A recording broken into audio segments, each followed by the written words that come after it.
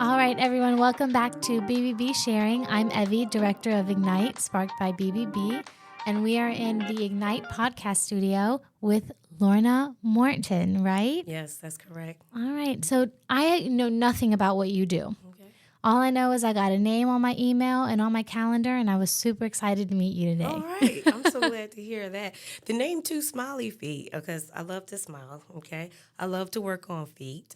And the goal is to keep people with 2 feet because amputation is really huge in the diabetic community. People who have diabetes can end up with an infection. And if that infection is not looked at and monitored, it can literally lead to amputation. I have a client that's actually in rehab at Shalom Gardens right now. Really? Yeah, he had a wound, and he started a new therapy group, which was going well.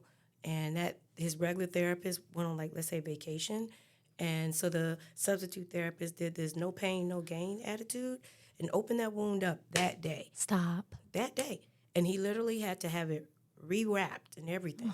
And that look now, this is just May, okay? So that was March 15th. March 22nd, he went back to the wound care clinic for a rewrapping. By March 29th, by Good Friday of Easter, for other holidays, he was in the hospital. Really? Yes. I kind of tapped my hand because I remember between that Wednesday and that Friday when I would go and visit with him, the Spirit said, he passed, and Rodney is going to be in touch with you. And I remember thinking, Lorna, shame on you. What in the world is wrong with you? But lo and Really? behold, when I texted him that Friday and he didn't respond, so I was like, oh, yeah, he's on heavy medication. Let me call him. I call him, and he was like, yeah, I'm at St. Mary's. And I'm like, what you been cutting up doing? What are you doing? He's like, I don't even know how I got here. I think I died. I said, okay, hold up. Let me pull over. I need to be able to really talk to you. And so he ended up with surgery the next day. I went to see him in the hospital. I did his manicure for him there in the hospital, did a facial for him, because, these were things that I was doing for him in his home. That's how we met. And as time went on, I'm talking to him, and I'm like, so what's going on? When are they letting you go? He's like, I don't really know. And I'm like, they haven't told you anything? He said, no. I kind of felt bad that I actually said, you don't think it's leading towards amputation, do you? He said, I have no idea. They haven't told me anything. I was like, well, what about Rodney, his main caregiver? It's like, nope, they haven't told him anything either. Really? And I'm like, well, okay. So some time went on. I didn't know because I'm not a medical person. I deal with people in medical situations. So I didn't know if that was a kind of like, hey, you want to back off, mind your business kind of thing, or I really don't know. So I waited, and I prayed about it, but I waited. And so here comes right there at the end of April, and I'm thinking about him. And I said, okay, I'm going to text Rodney. Rodney, can you let me know what's going on? He sent me a picture and showing me how his foot had been amputated. What? Keep in mind, Evie, it was the foot of the left leg. That was the leg that he could use. The right leg from his stroke that he had was the one that was giving him problems. How did that happen? It just, this is what happens. This is what can happen. He's diabetes. He was already in a condition in which, an infection can go sepsis, and it could wreak havoc over the body. So for him to say, I almost died, that's real. When an infection can go sepsis, that is real. And I'm not trying to be a medical person. I just know that, experience. From experience, My mother had a UTI, and she passed away in 2020 before I'm COVID. sorry. Before COVID, from a UTI infection that went sepsis. And it's real. So even when I hear someone, I heard a client today said, that her neighbor had an infection. I said, wait, are you going with them? Who's going with them? They need to make sure that they are paying attention, that they said something about infection. She said his daughter's going with him. She works at McGuire Hospital. She's going to make sure. I said, I don't mean to be a stickler. I'm just telling you, you've got to push this because people just take it like, oh, it's not my body. Oh, I can't feel it. Oh, let's just give them this. It's really serious. It really is. So 2Smiley Feet goal is to help people who are in home health care situations. Like I was telling you earlier, I used to work at a lot of retirement communities. I've worked in Alzheimer's units. I've worked in assisted living facilities.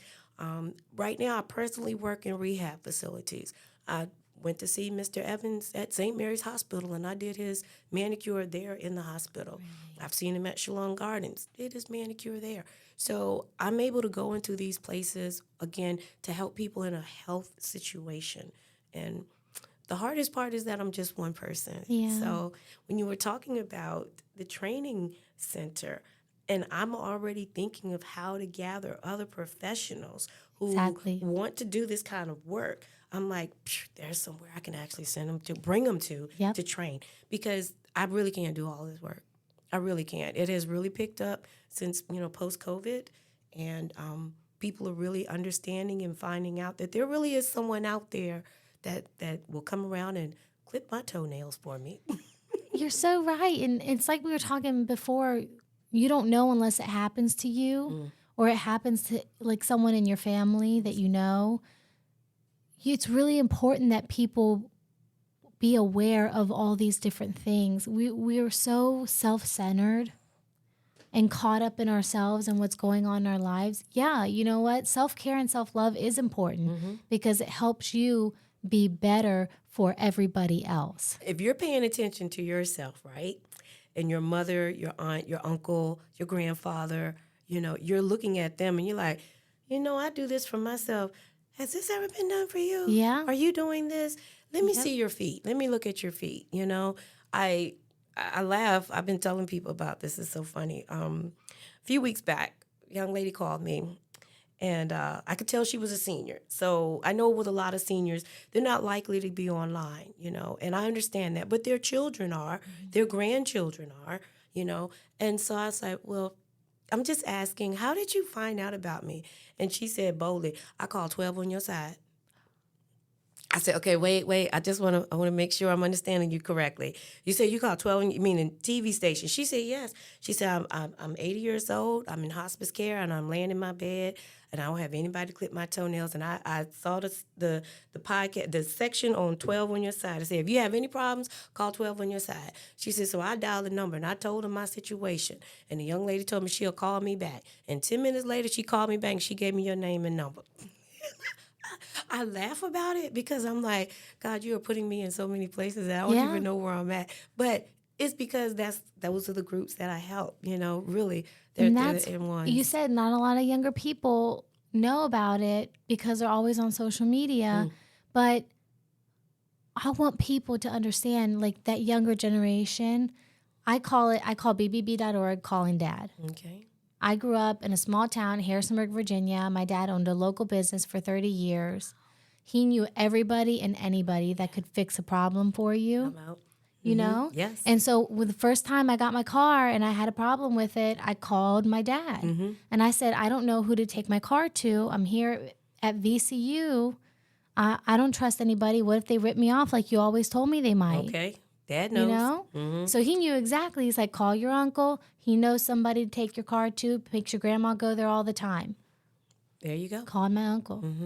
And the BBB.org is just like that. That's right. They find people like you, businesses like you, who uphold our values as long as you're in your own of integrity, honesty, truth, and respect. Exactly. And I think even for the younger generation, I like to specify that when I'm talking to someone and I get a phone call, I really do screen them. I don't have any problem with someone who wants to be beautiful. I think that's great. I do my self-care. So heads up, that you're supposed to take care of yourself. But if I designated most of my time for those who want to be, beautiful, and I miss out on those who really need me, then I'm in the wrong area. Yeah. So that's why I specified that my services are for those in health care needs. Yes, I'm in the beauty care industry or the health and beauty industry, cosmetology industry. I am a licensed manicurist, yes, pedicurist, but I really go on the other side in helping those who, like, I work for group homes who have individuals with mental, physical disabilities. I work in those scenarios that you just don't really find a manicurist, pedicurist going, because I know that they need the help as well. So it really is to reach out and help people to know that this, in our age, okay, personally, my daughter will be 27 in June. My daughter has brain cancer. I'm sorry. Personally. And now she's not at a point where she is so disabled that she can't move. Thank God. I know some family members that look at her and like, she don't have cancer. I said, well, God is just keeping her like that. Thank you. But I know the days that she's feeling bad after having the chemo treatment. I have seen her toenails. They are dark from the chemo treatment. Honestly, she'll be 27 next month. She has my grandson who'll be 4 in September. She lost her husband in 2022. She's a single widow, and she's a young woman, and she's on social media. She knows different things. Yeah. So it's really not about age anymore. That gentleman I'm talking about that ended up at St. Mary's Hospital, March 21st was his birthday. When I looked on his calendar, because he was still at home then, when I looked on his calendar, I said, oh, so you got a birthday coming up. And I looked and I said, and you're going to be 55. He said, yeah, it's not going to be any different than any other day. I said, well, we'll see about that.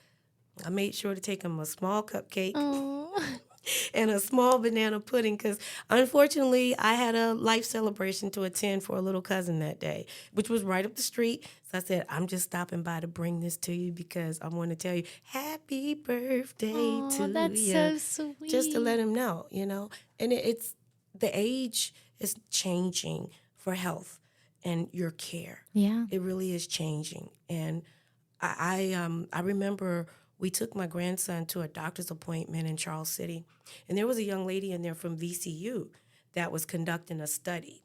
Now, because we weren't from that area, we didn't take the study, but her reason for being there was, and she said, do you know any youth or young people who have cancer? And my daughter just looked, and she was like, wow.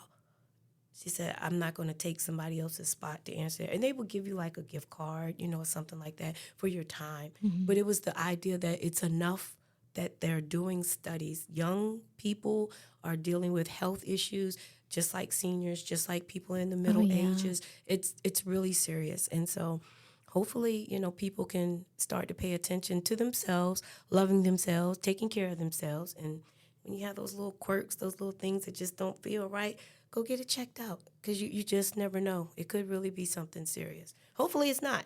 But that's what I tell myself every day. I remind myself, you need to be thankful for the healthy body that you have and stop complaining about, I don't look like this and I don't look like that. But your body gets you up every day and it helps you get through your day. And you get to come home and have the energy to play with your pup and hang out with your family. So when you think about that, stop complaining about not looking like a model out of a magazine. I'm just saying, when I meet someone and they say, oh, you don't want to look at my feet are the worst feet. I said, let me see them. Let me see them because I can bet you that yours are not the worst I've ever seen. I have seen my share. Thank you. I really have. And in that, I love it when I see a problem because it gets me so excited. Y'all, I love what I do. I love working on feet. I know it's not your average conversation around the table. I understand it. But when I see a pair of feet that I know it's going to be a challenge, I swallow my extra saliva because I've just got it powered. And I'm like, I'm going to help you. I'm going to help you, and you're going to see it. And I'm there to take care of you, get this taken care of. So, yeah, you have people who look at, a model's foot in a magazine, and they're comparing their foot to that. Yeah, that's not the foot I take care of anyway. The foot I take care of, they won't post online. The foot I take care of, they're like, no, you're not taking pictures of my feet. Somebody sneaks a picture and takes it and gives it to me. They're like, look, I went ahead and took a picture for you because I saw that. I said, whoa. I said, shh, don't say anything. And I'm not keeping the pictures for pride, for vying at. I'm really trying to work on the numbers, the data.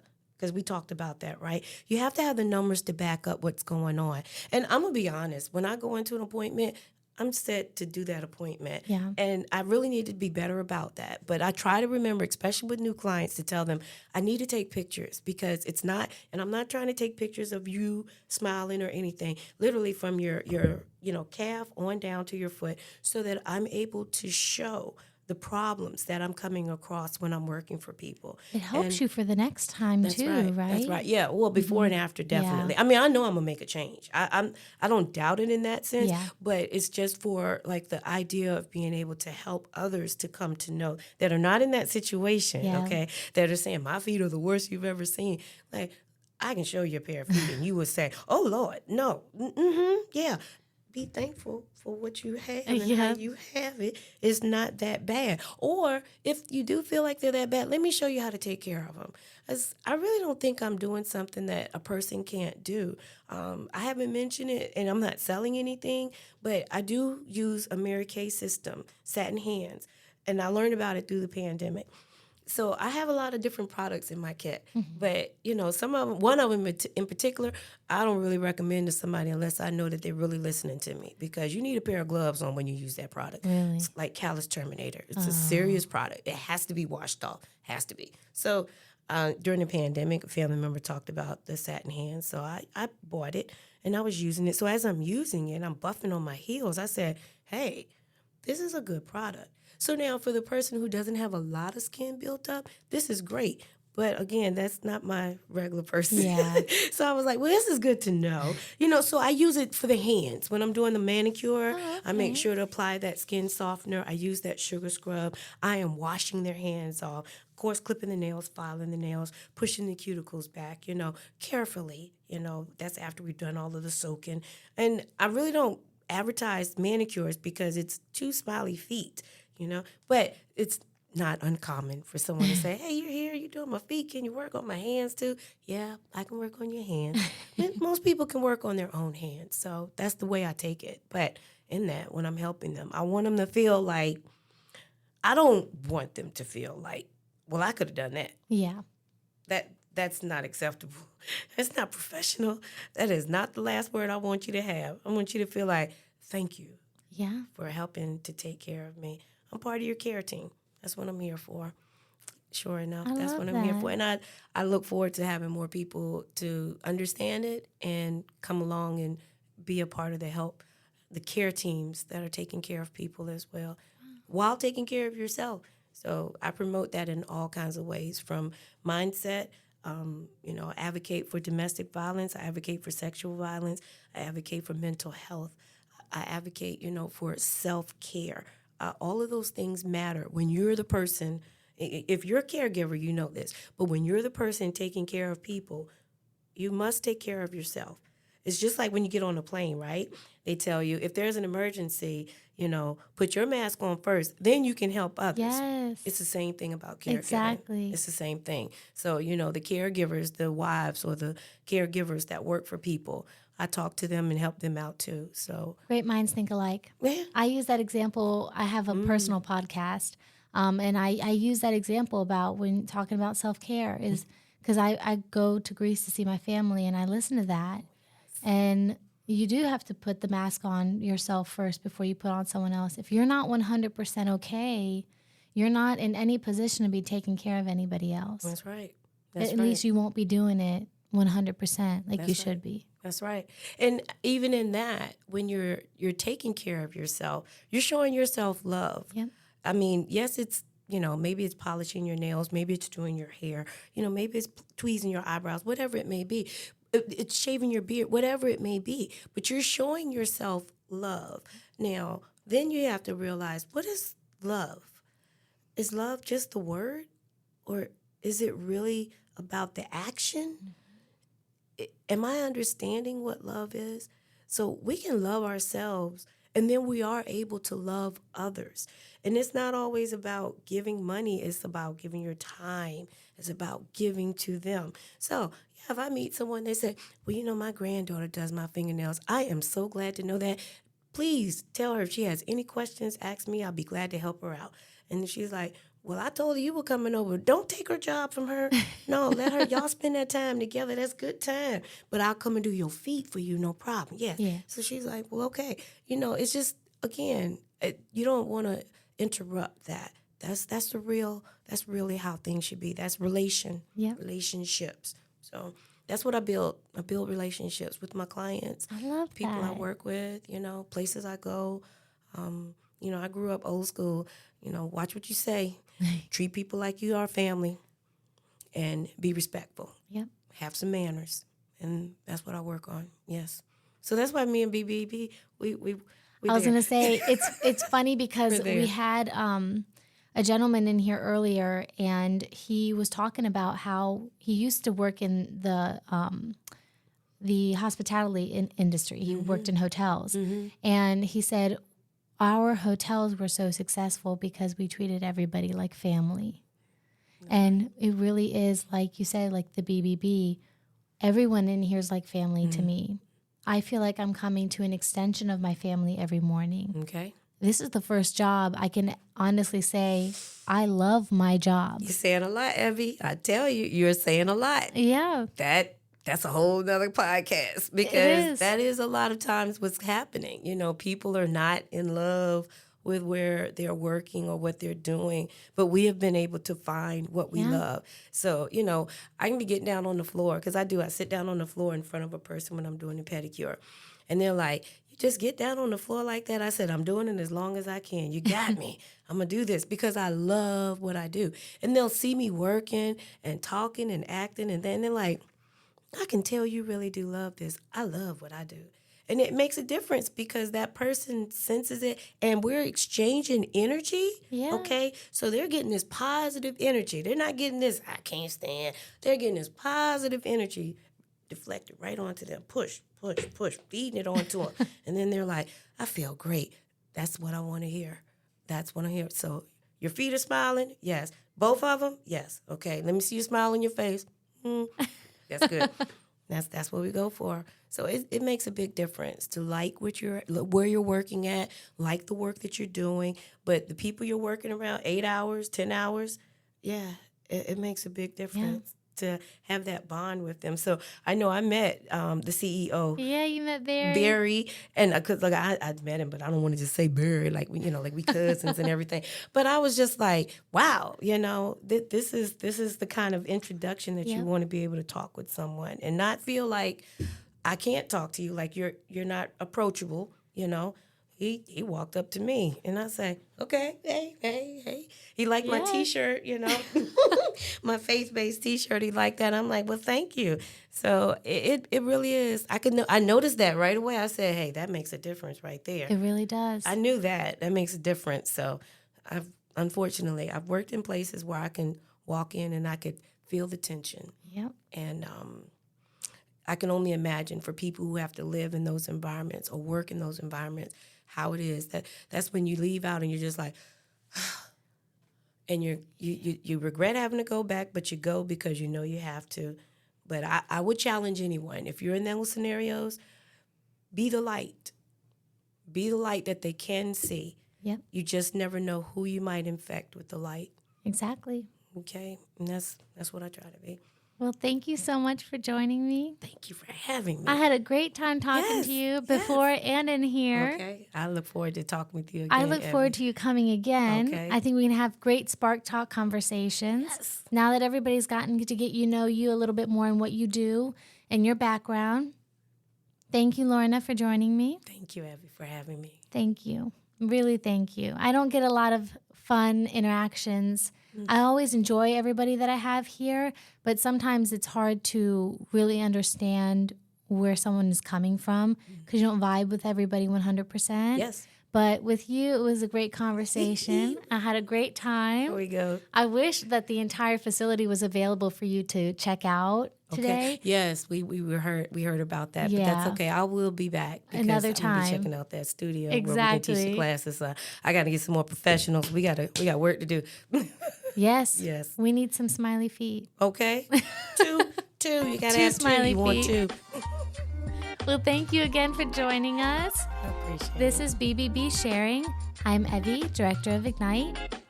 Make sure to follow us on Instagram and Facebook, Ignite Sparked by BBB, Central Virginia. And like and subscribe on our YouTube channel. All the videos and podcasts are posted there and on Spotify. Thank you. Have a great day.